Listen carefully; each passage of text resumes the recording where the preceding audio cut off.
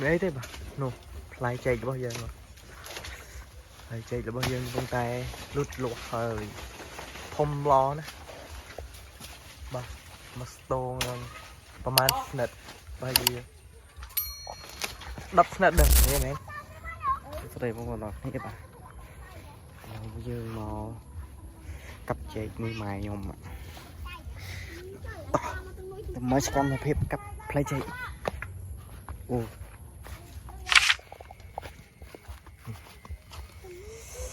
chạy bỏ dư thà lò mình tên đôi bông vợ mình khơi hỏi cứ thà chạy đại mai nhom hỏi mọi nhom ní cứ thà vì mình miên sắt chay sắt ấy thế bông vợ đọc nè tầm bay dương cà phê cũng ơi miên sắt chay sắt ấy nâng mà tôm chay bao dương cứ thà dương trời tay mơ thay chạy nâng là ban lo một lọc nè ba hơi bông vợ đọc nè mà trong ban chạyสะอาดจังบางบนตอนนี้เตอร์ไตเฟอร์เบียบเจ็ดบางบนเตอร์ไตไตแม่ไตไอวีกับไม่ได้นางวบางบนตอนนี้กับวิจัยเฮ้ยสะอาดกูวิจัยเฮ้ยนี่ก็ท่าแม่ระบายยมกดตกเจ้าบางบนตอนนี้กดตกจำการน้องเจ้าตำรวจบ้านมอมือคือท่าใจวีเรียงcha cha tịnh hơi có cặp vô một tục là từ ấy trong tàu bông bông đặc biệt hơi nếu cứ tha khan mọc dú bà khan mọc xâm át dú mai còn một phơ mà đong tiết cứ tha pri đột tràn tay một đong bông bông đặc biệt hơi ní tập chuôn tiết bông bông bà hơi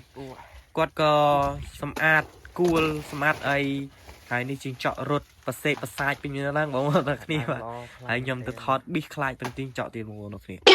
thờiนี่ก็ท่าใจบ่យើងគឺវាខៀវស្រងាត់តែម្ដងបងប្អូនទាំងគ្នានេះគឺជាខែ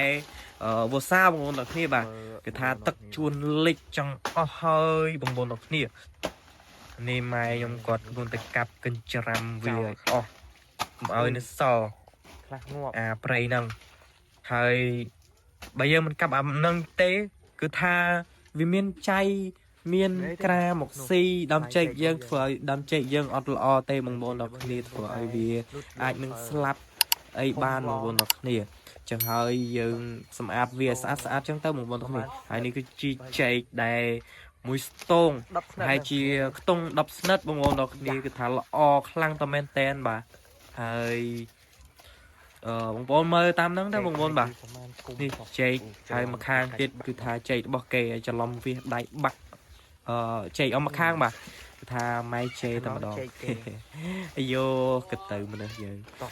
ហើយអត់ជីច្រើនទេបងប្អូនដល់គ្នា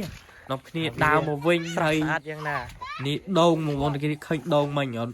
ដោយសារគេធ្វើផ្លូវបងប្អូនដល់គ្នាគេធ្វើផ្លូវចឹងទៅគេមករុញសម្អាតតាមផ្លូវចេញម្ដងបងប្អូនដល់គ្នាកុំឃើញផ្លូវចឹងគិតថាគេតន់ធ្វើទេបងប្អូនដល់គ្នាហើយនេះដងនឹងឯងគឺថាផ្លែតែម្ដងបងប្អូនដល់គ្នាផ្លែវាក៏មែនតែប៉ុន្តែ